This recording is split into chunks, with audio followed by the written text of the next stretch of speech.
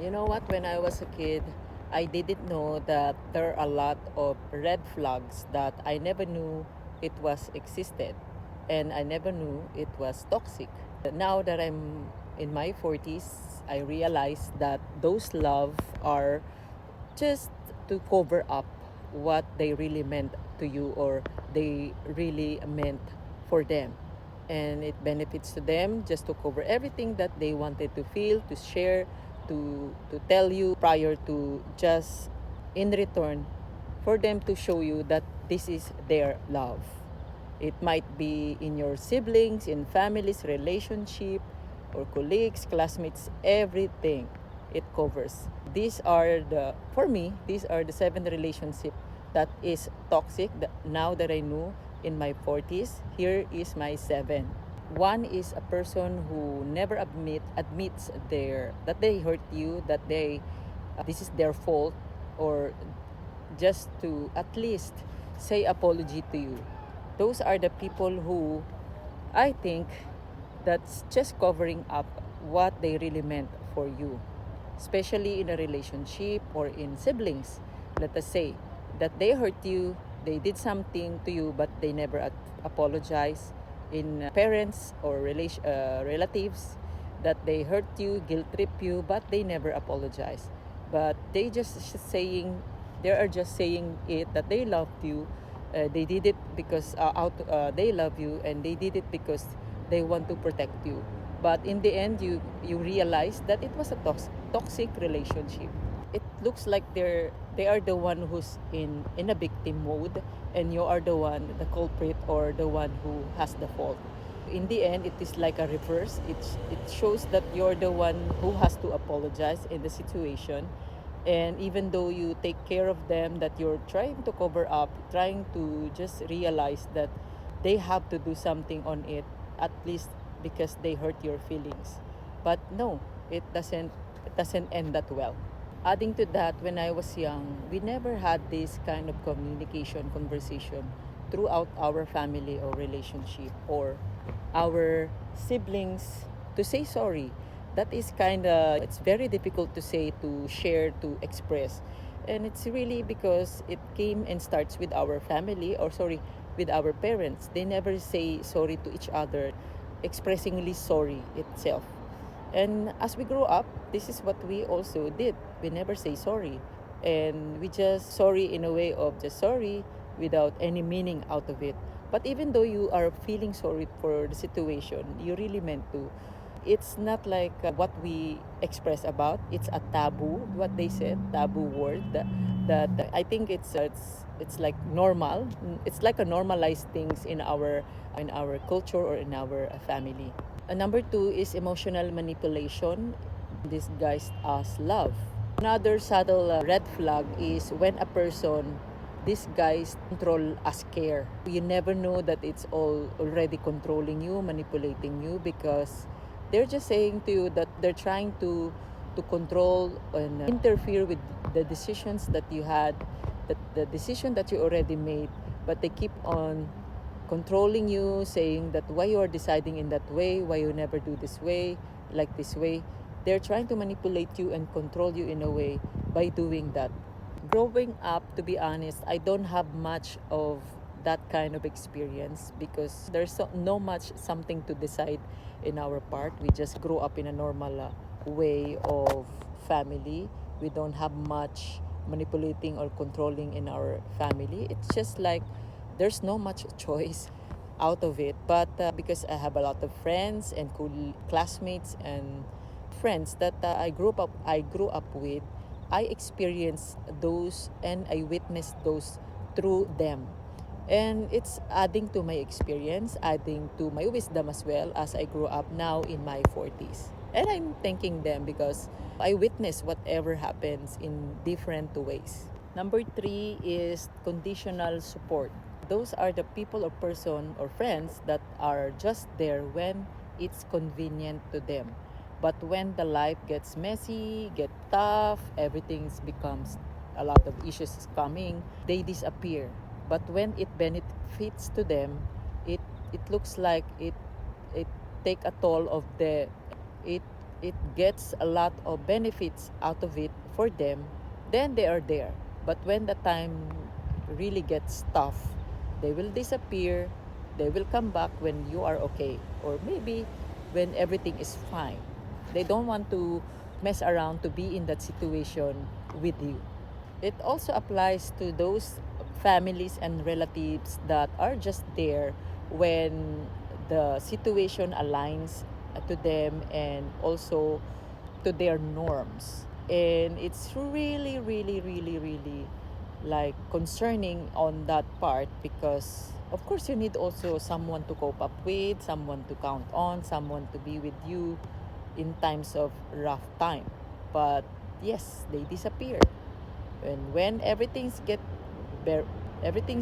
okay, gets fine, you are in a good situation, they will come, they will get out of it, and they're happy.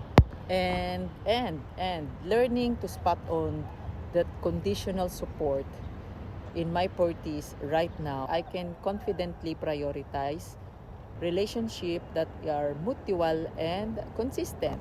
Number four is the silent gaslighting. When you grow up, gaslighting isn't obvious at your 20s. You didn't realize you were gaslighted. Gaslighting isn't obvious when we are in our 20s, because in our 20s, before millennial era, we grow up with the people, with the family or culture that normalize the guilt, the shame, or denial. Now in our 40s, we already knew that still it's happening. It rewrites the history because you knew the pattern. But now you are much more wiser when it is already gaslighting you and when to avoid it. Someone who constantly rewrites history, denies your experience, and makes you question your own perceptions in life. It it may be in your family, in your friends or circle of friends, or your colleagues or relatives. And recognizing it's like you awaken in a long hours of sleep, and then you realize that it drains you, this kind of actions and relationship, that it hurts you, and you suddenly understand why certain relationship left you drained, anxious, or feeling like you're doubting yourself. And once you realize and found it one day, you can reclaim your peace and your energy back to yourself. Number five are those people who don't celebrate your growth. Those are the most painful you will ever experience, because those are the people who resent your personal growth. And when you did, they will not clap to you, they will belittle you, they will not recognize you because you change your path, your careers, and you change the way you supposed to be before. And that is not acceptable to them. That's why they couldn't celebrate it with you. They feel jealous in some ways. And I feel like I've never had that kind of experience much, but because I grew up in some places that is just normal, no much competitors or stuff. We grew up in a better way of growing, nothing to talk about out of it. But some of my millennial peoples experience those. And one example is like, for example, you pursuing your dreams before you plan to be in that way, in this way, but in just a snap, because you want a better life, you change your career, you evolve, and you want to progress yourself in a different version of you. But because they wanted to be in the same as you are, or like you used to be together, and now you evolve, now you want to plan in a different way, much more better version of yourself, they won't celebrate with you at all. And they will feel jealous, they will feel like you're changing, and belittle you, criticize you in the decisions that you have made. And in our 40s, growth is quite uncomfortable for others, but should be non-negotiable when it comes to your personal growth and own happiness. Because whatever makes you happy, that you feel, that will be a better version of yourself. Why not? Peanut, coconut, like that. Right now in my 40s, I don't care in other people's saying, in other people's opinion. I care on my own happiness. I care only on my own decision that I make, because why not? I'm doing it because I'm not trying it because I already experienced that. People who had this experience I witnessed before, I will try it also on my own. Number 6 are the chronic negativities and drama. There's a lot of people like that, but to avoid, you realize before that there's a lot of people who always wanted to have drama in life.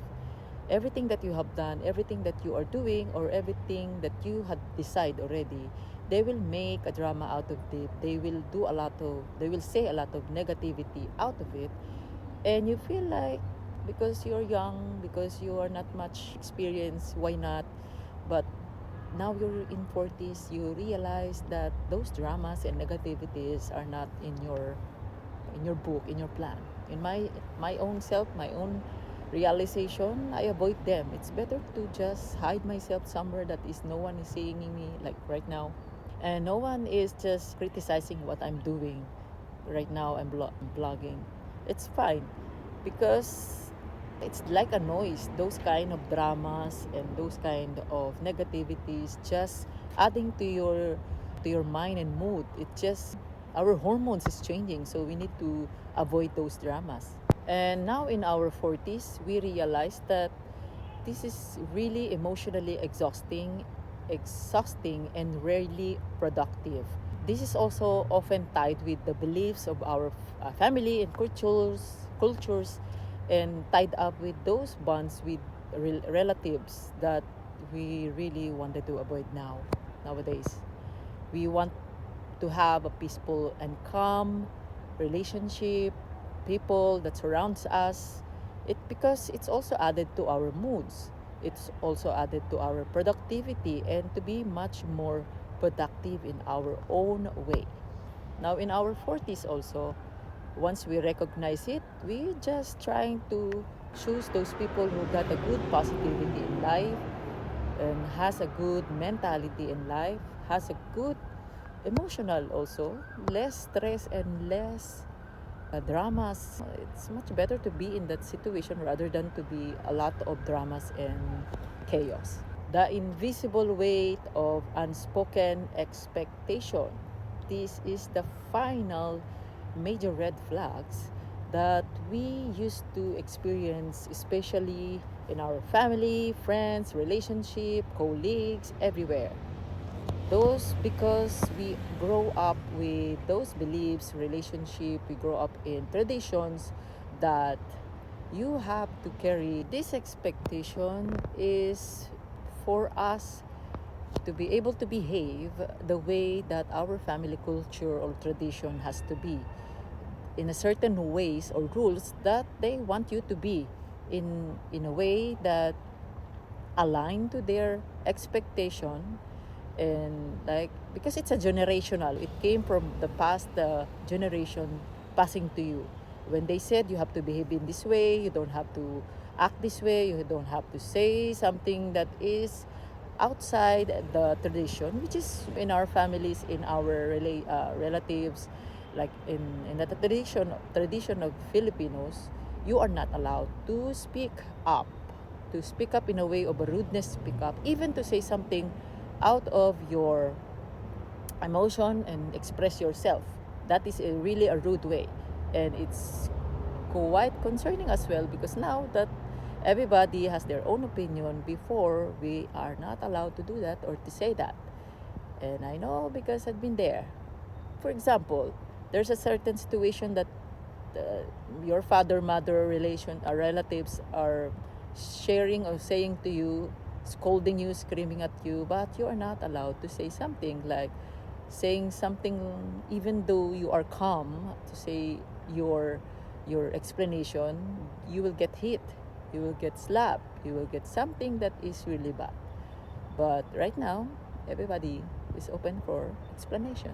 And now in our 40s, we constantly recognize that this emotionally constant relationship and easily to manipulate toxicness is really to spot on.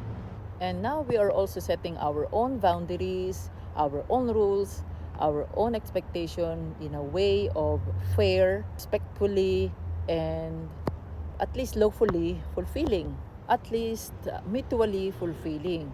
This is at least a fair relationship, fair rules, fair grounds, fair boundaries. Both of you, both sides or both parties are okay with it, and does not does not trigger or provoke their it's too cold now, by the way. See, my hands are shaking. But that's it. That's are the seven, I think, seven toxic red flags that I realized now it's toxic. And how about you? What are the things that you have experienced before when you are younger? Maybe you experience nowadays, or maybe now you are avoid to do and experience it again. When you notice it, you will avoid, you will just leave it and shake it off. Share me on the comments below. Thank you for watching and see you on my next video.